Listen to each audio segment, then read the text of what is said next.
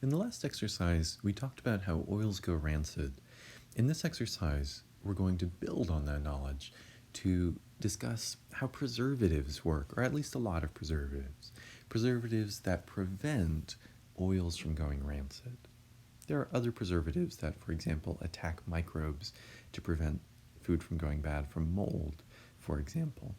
But if food is going bad because of the radicals in the air, because of oxygen ripping hydrogens off of a molecule and then adding onto the molecule as a peroxide, well, then you can preserve the food by giving the oxygen radicals a more attractive position to attack. When we looked at the oxygen radicals, we saw how you form a radical on the allylic position in the previous video. The position, the carbon that's one atom away from an atom in the double bond. And that stabilized the radical by spreading it out through resonance over the 3 parallel p orbitals along that pi bond in the radical.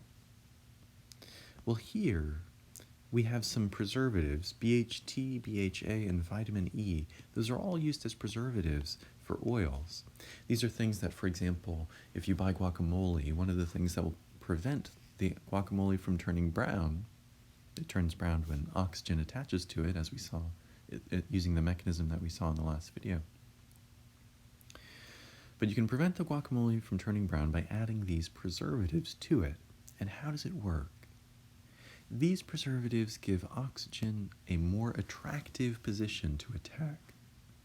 In each of these, you have allylic positions that can stabilize a radical through resonance, not just over 3 atoms, like we saw in the case of fats or oils, but over many atoms, over at least 7 atoms.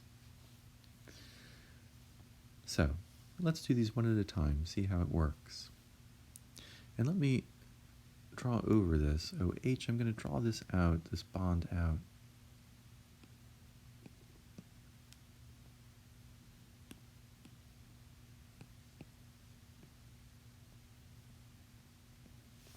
So let's say you had molecular oxygen, that diradical.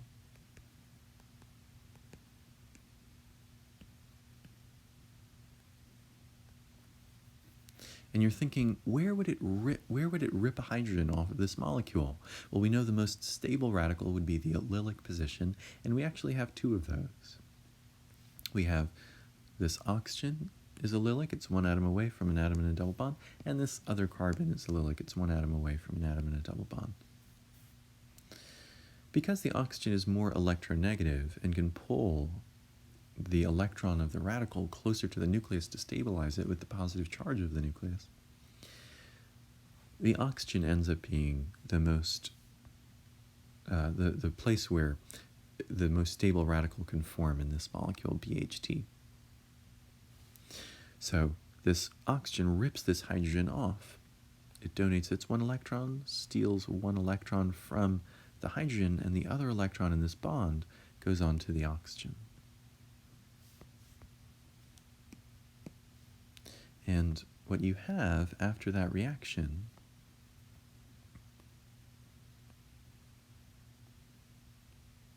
is a benzene ring, this alternating single and double bond 6-membered ring with 2 tert-butyl groups, a methyl group, and an oxygen.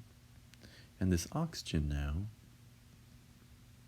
is a radical. It has that 1 unpaired electron that came from that bond. Now notice that that radical would exist in a p orbital, and that p orbital would be parallel to the p orbitals that are on all of these carbons. The reason why there are p orbitals on all these carbons is because you have pi bonds, and you need 2 parallel p orbitals to create a pi bond. Remember that the first bond you ever form is a sigma bond. Every bond after that is a pi bond. So because you have a double bond here, you have a pi bond, and so you'd have to have these 2 parallel p orbitals. So this radical is able to spread out over all 7 of these, all 7 of those atoms. And so it becomes really stable. And so that is a preferable place for a radical to form than on a triglyceride, where it would only be spread out through over 3 atoms. There's more resonance in this molecule, and so the oxygen is more likely to attack that to create this more stabilized radical. And so this molecule sort of sacrifices itself so that the oxygen won't attack the oil, and that's how it acts as a preservative, and the oil stays fresh for longer. It doesn't have that peroxide attached to it for a longer period of time. And you can see a similar thing would happen with each of these molecules of BHA. You have these allylic positions. You can do a hydrogen abstraction from them, just like we saw before. You would form a radical on that allylic position, and that would be stabilized through resonance over all 7 of these atoms.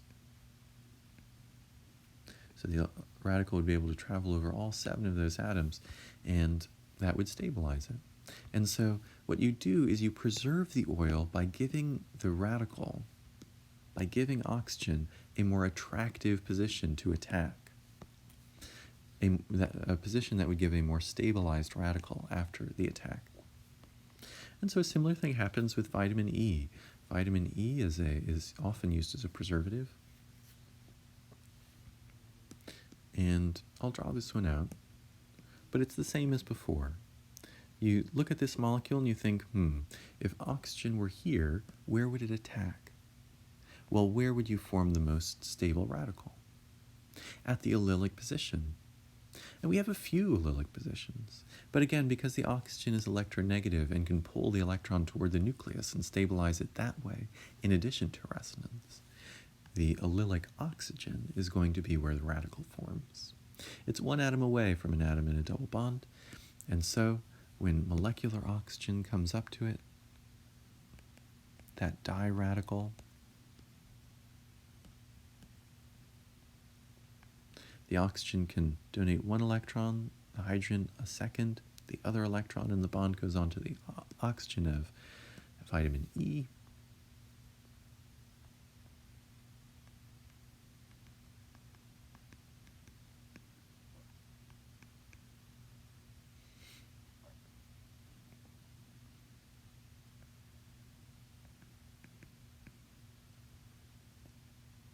You have your whole big vitamin E molecule.